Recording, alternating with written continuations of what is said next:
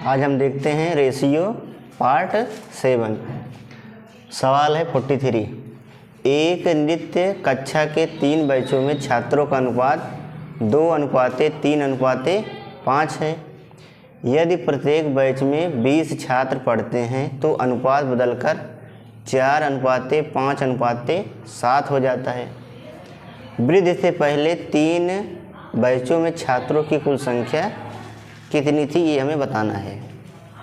सवाल में दिया है एक नृत्य कक्षा के 3 बैचों में छात्रों का अनुपात कितना है, 2:3:5 है। फिर आगे कह रहा है कि प्रत्येक बैच में 20 छात्र पढ़ते हैं। कितने छात्र? 20। यानी इसमें भी कितने छात्र पढ़ते हैं? 20 छात्र। इसमें भी 20, इसमें 20 पढ़ते हैं। तो अनुपात बदलकर कितना हो जाता है? अनुपात बदलकर हो जाता है 4:5:7 ना। पहले अनुपात कितना था? ये पहले का अनुपात है। पहले का अनुपात कितना था? 2:3:5। अब का अनुपात कितना हो गया है? अब अनुपात हो गया है 4:5:7।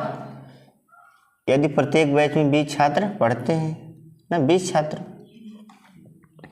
अब यहाँ देखिए 20 छात्र ना प्लस 20 छात्र और पढ़ते हैं। अनुपात कितना हो गया? 2 से 4, यहाँ 3 से 5, यहाँ 5 से 7। अनुपात में कितनी की वृद्धि हो रही है? 2 यूनिट की ना। यानी 2 यूनिट का मान कितना है? 2 यूनिट मान कितना है? 20 है ना। समय 20 बढ़ रहे हैं तो कितना है? 2 यूनिट का मान कितना है? 20। तो 1 यूनिट का मान कितना होगा? 1 यूनिट का मान 10। अब हमसे पूछा है कि वृद्धि से पहले तीनों बैचों में छात्रों की कुल संख्या कितनी थी। तो वृद्धि से पहले कितना अनुपात है? 5:3:2। तो 5:3:8:8:2 10। तो वृद्धि से पहले तीनों बैचों में छात्रों की कुल संख्या कितनी?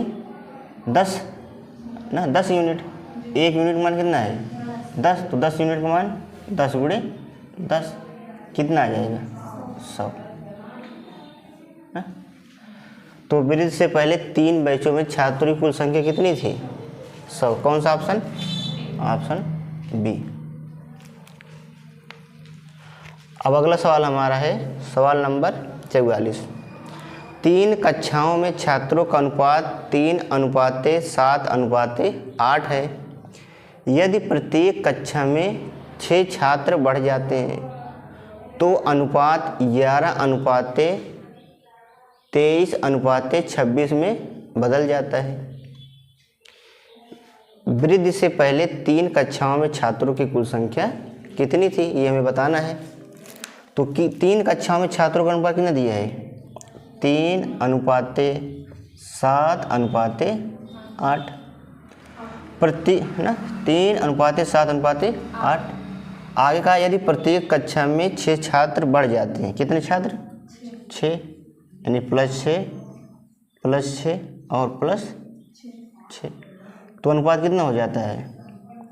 11:23 कितना? 26 ना। अब यहाँ देखिए, अगर यहाँ देखते हैं हम 3 से कितना हो गया?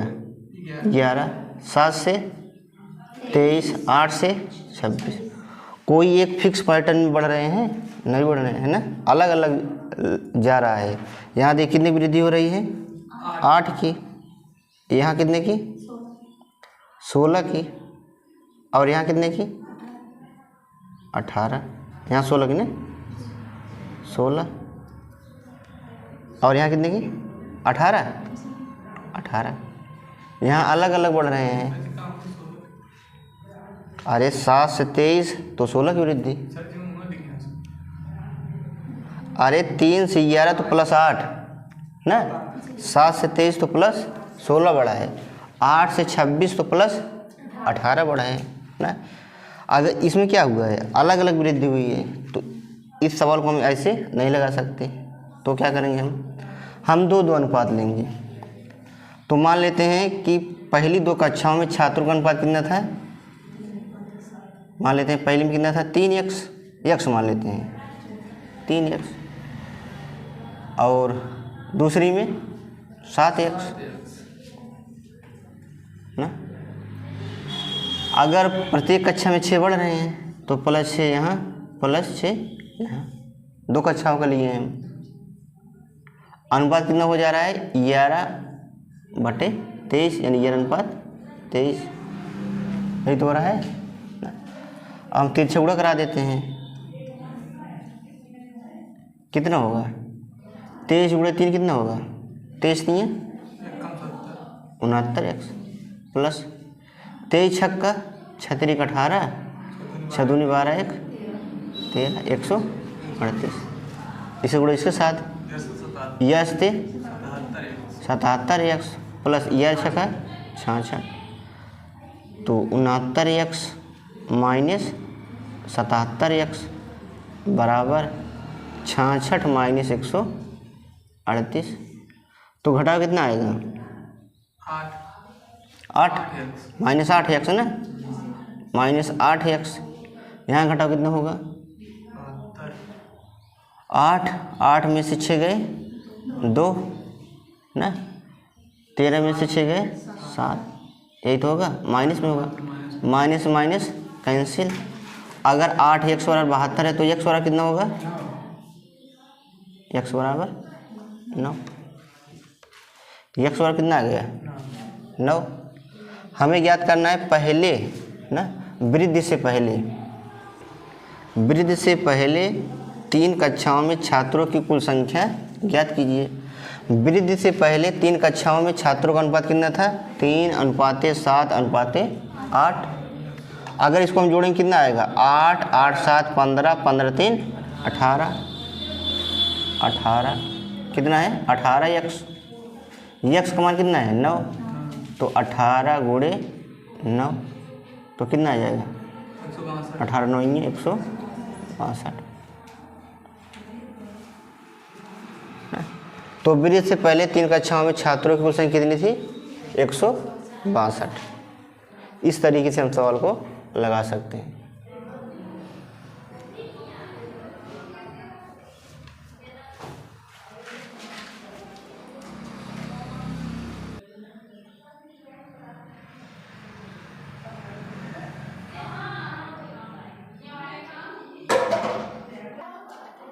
अब हम देखते हैं सवाल नंबर 45। सवाल नंबर 45 में कहा जा रहा है रमेश और सुरेश का मासिक वेतन 19:17 के अनुपात में है। यदि रमेश और सुरेश के वेतन में क्रमशः 2000 रुपये और 1000 रुपये की वृद्धि होती है तो उनके वेतन का अनुपात 8:7 हो जाता है। सुरेश का वर्तमान वेतन रुपए में क्या है। दिया है रमेश और सुरेश, इनकी मासिक वेतन का अनुपात कितना है 19:17 है ना। फिर कहा है कि यदि रमेश और सुरेश के वेतन में क्रमशः 2000 रुपये और 1000 रुपये की वृद्धि होती है, वृद्धि मतलब बढ़ोतरी 2000 रुपये और इनमें कितना 1000 रुपये, तो अनुपात कितना हो जाता है 8:7 हो जाता है ना। अब इस सवाल को हम देखते हैं। तो मान लेते हैं वेतन में कितनी बढ़ोतरी हुई, मान लेते हैं वर्तमान वेतन कितना है x है, कितना है x है। अगर x है तो सुरेश का वेतन कितना हो जाएगा 19x ना, ये वृद्धि के पहले का है ना 19x, और रमेश का है, सुरेश कितना हो जाएगा 17x। दोनों में कितना जोड़ा जा रहा है, पहले में सुरेश के वेतन में कितना, सुरेश नहीं रमेश के वेतन में ना, रमेश के वेतन में 2000, सुरेश के वेतन में 1000, रमेश के वेतन में कितना 2000, सुरेश के वेतन में 1000, तो अनुपात कितना हो जा रहा है 8:7। तो 19 सत्ते 133 प्लस 7 दूनी 14,000 बराबर 17 अट्ठे 136 प्लस 1000 गुणे 8 8000, 133x माइनस 136x बराबर 8000 माइनस 14,000 कितना माइनस 3x बराबर माइनस 6,000, माइनस माइनस कैंसिल, तो x बराबर कितना आ गया 3 1 के 3 3 दूनी 6, यानी कितना आ गया 2,000 रुपये। x कितना आ गया 2,000। अब पूछा है इसमें सवाल में सुरेश का वर्तमान वेतन क्या है। सुरेश का पहले वेतन कितना था बताओ, सुरेश कितना था 17x ना, कितना था 17x। जब 17x था 17x में कितना बढ़ा 1000 और बढ़ा है, तब जाके उनका क्या हुआ है वर्तमान वेतन हुआ है ना। तो 17x किसका है सुरेश का ना, 17x में कितना जोड़ना है 1000, तो सुरेश क्या आ जाएगा वर्तमान वेतन। 17x का मान कितना है 2000 प्लस 1000, 17 दूनी 34,000 और प्लस कितना 1000 और, तो कितना लिख दें हम 34,000 प्लस 1000 कितना 35,000। तो सुरेश का वर्तमान वेतन कितना होगा 35,000, यानी ऑप्शन डी। अगर इसको हम अलग तरीके से लगाएं ना, 3 से गुणा करके 19 सत्ते 133, 17 अट्ठे 136 ना, और 7 दूनी और कितना हो जाएगा 8,000। यहाँ कितने का अंतर हुआ 3 का मान कितना है यहाँ 14,000 और यहाँ 8,000, कितना आ जाएगा 6,000 ना। तो एक यूनिट का मान कितना आ जाएगा 2,000। हमें किसका ज्ञात करना है सुरेश का। सुरेश का कितना है 17 यूनिट, तो 17 यूनिट का मान कितना हो जाएगा 17 गुणे 2,000, 17 दूनी 34,000। ये तो पहले का वेतन है ना, बाद में कितना बढ़ा है 1000 और बढ़ा है, तो इसमें 1000 हम और प्लस करेंगे तो कितना आ जाएगा 35,000। तो सुरेश का वर्तमान वेतन कितना होगा 35,000 ना। अब हमारा सवाल नंबर है 46। रेणु और सीता का मासिक वेतन 1:2 के अनुपात में है।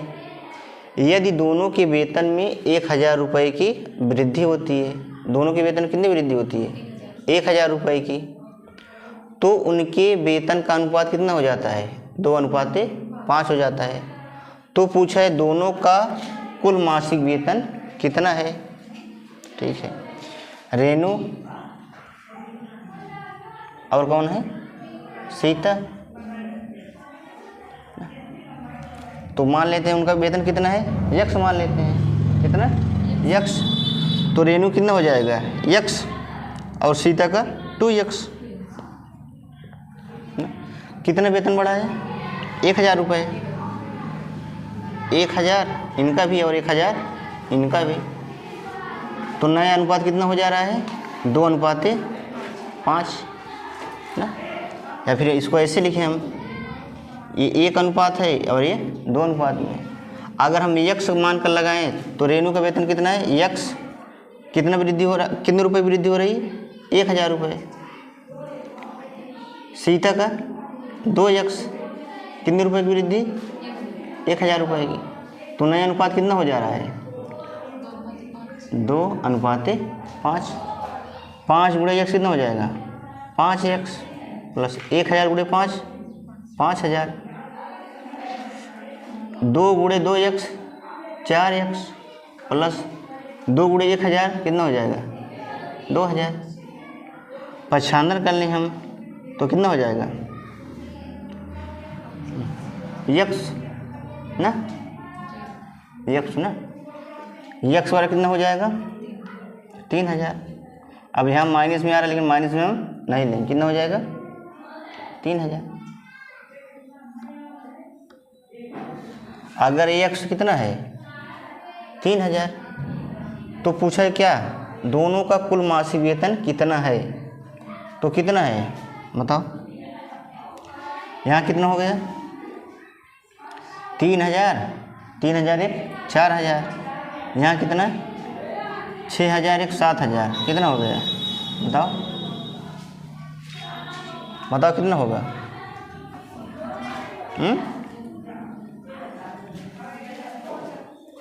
अगर यहाँ देखो कितना होगा 3000, 3000 प्लस एक कितना है 4000 प्लस इनका कितना 4 दूनी 8 एक 9000 ना, यही तो होगा। अच्छा हाँ 3 दूनी 6 एक 7000, कितना आ गया पूरा 11,000 रुपये।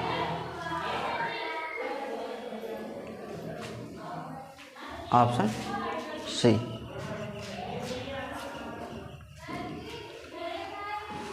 अगर इसको हम ऐसे लगाएं 5 गुणे 1 कितना हो जाएगा 5, 2 गुणे 2 4, तो कितना आ गया 1।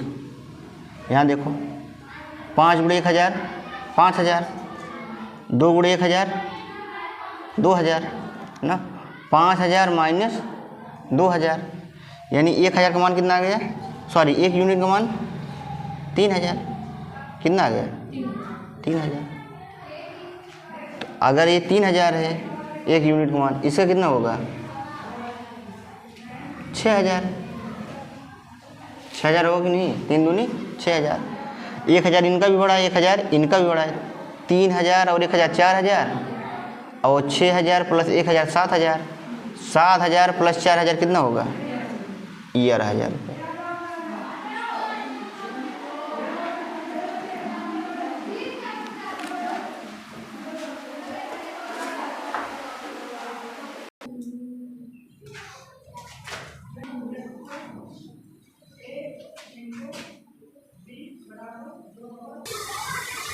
अब हम देखते हैं सवाल नंबर 47।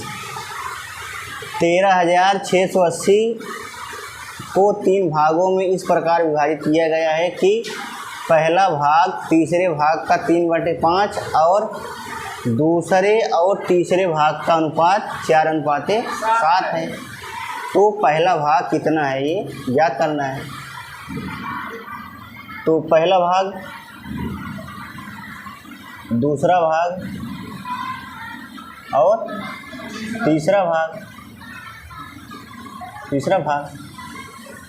क्या दिया, पहला भाग तीसरे भाग का कितना है 3/5। तो मान लेते हैं पहला भाग कितना है x, दूसरा भाग y, तीसरा भाग z मान लेते हैं ना। तो पहला भाग क्या है x, किसके बराबर है तीसरा भाग कितना है z, तो z का कितना है 3/5। अगर हम इन दोनों का अनुपात लें तो x/z बराबर 3/5 ना, x और z का अनुपात कितना आ जाएगा 3:5। फिर आगे दिया है दूसरे और तीसरे भाग का अनुपात कितना है 4:7, दूसरा और तीसरा इस तरीके से है ना। अब हम तीनों का अनुपात लेंगे, पहले भाग का x, y और z का। तो क्या करेंगे बताओ, 4 तिहाई 12, 4 पंचे 20 और 7 पचे 35। अनुपात कितना हो गया 12:20:40। 35 ना। अब देखो इसमें क्या कहा है, पहला भाग कितना है, पहला भाग कितना है, पहला भाग कितना है बताओ, पहला भाग कितना है 12, दूसरा तीसरा 35, पूरा कितना है 13,680, तीनों का जोड़ो कितना आएगा 67। किसका मान ज्ञात करना है, पहले का, पहले कितना है 12, तो 12 से हम गुणा करा लेंगे। अब इसको हम भाग करते हैं ना, भाग करें कितनी बार जाएगा 13,680 भागी कितना 67, कितनी बार जाएगा 2 बार, 2 7 14, 2 6 12 1 13, 6 में 4 गए 2, 8 और 0, कितनी बार ले जाए 4 बार, 4 बार कहाँ, कितनी बार ले जाए 5 4 बार, 4 बार ना, 4 से 28, 4 6 24 2 26, कितना आ गया 268, 10 में से 8 गया 2 और यहाँ 1,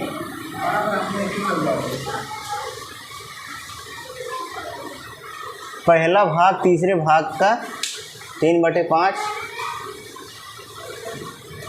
दूसरे और 4 7, 4 3 12 67 12।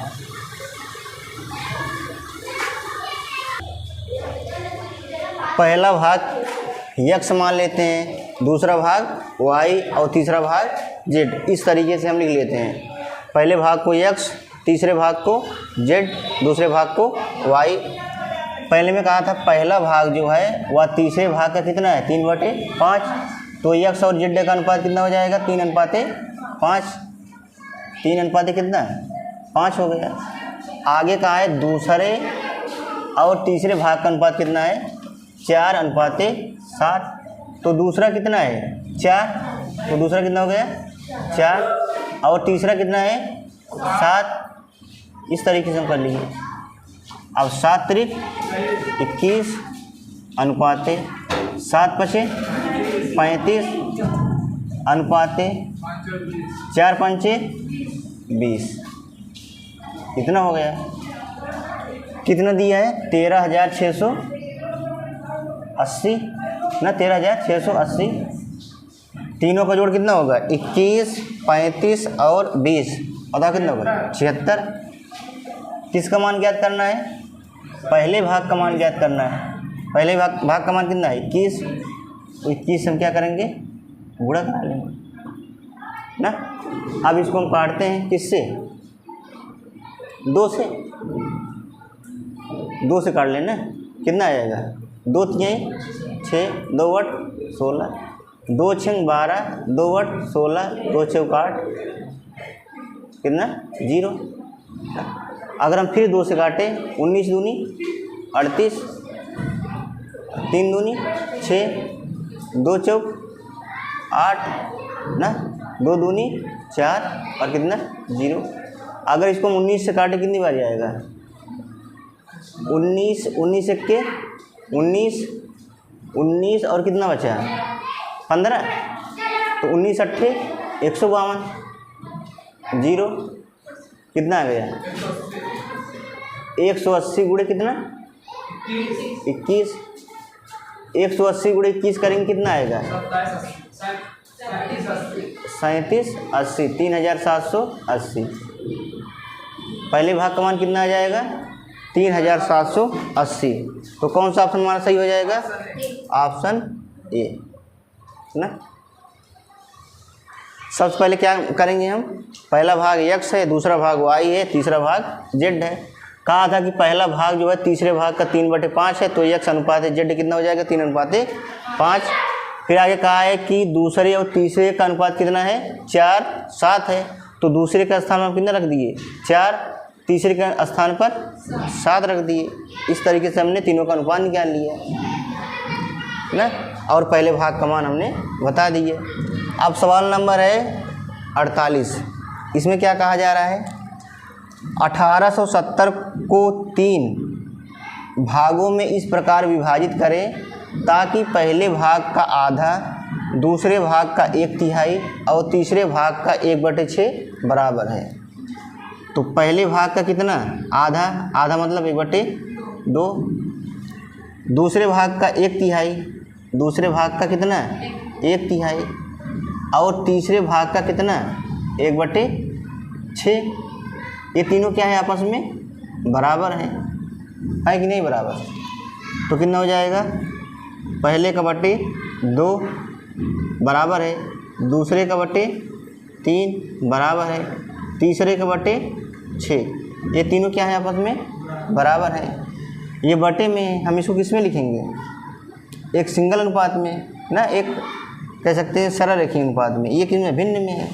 तो पहला अनुपात, दूसरा अनुपात, तीसरा, इसके लिए हम क्या करेंगे ना, सबसे पहले लासा लेंगे जितना आएगा, फिर इससे गुणा कराएंगे, फिर एक इसमें आएगा और संख्या और इसके अनुपात में, पहले के अनुपात में आएगा, फिर इसको हम एक ढकेंगे, फिर दूसरा का निकालेंगे ना।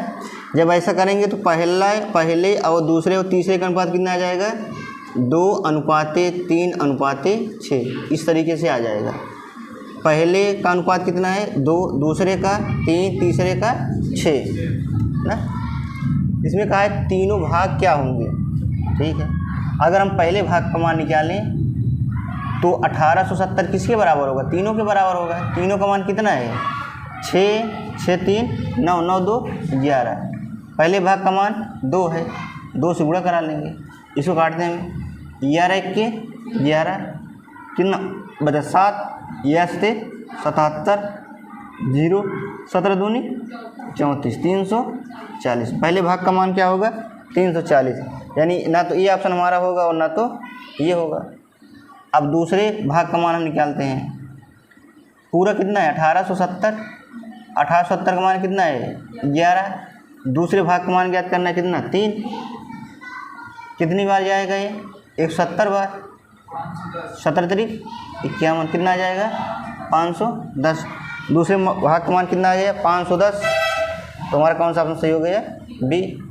अगर हम तीसरे का मान निकालें, तीसरे का भी मान निकाल सकते हैं। 1870 किसके बराबर है, 11 के। किसका मान ज्ञात करना है, तीसरे भाग का। कितना गुणा करेंगे 6 से, कितनी बार जाएगा 170 बार। तो 17 छक्का 102, पीछे 0 कितना आ जाएगा 1020। तीसरे भाग का मान क्या आ जाएगा 1020। इस तरीके से हम सवाल को लगा सकते हैं। पहले भाग का अनुपात, दूसरे भाग का अनुपात और तीसरे भाग का अनुपात कितना हो जाएगा 2:3:6।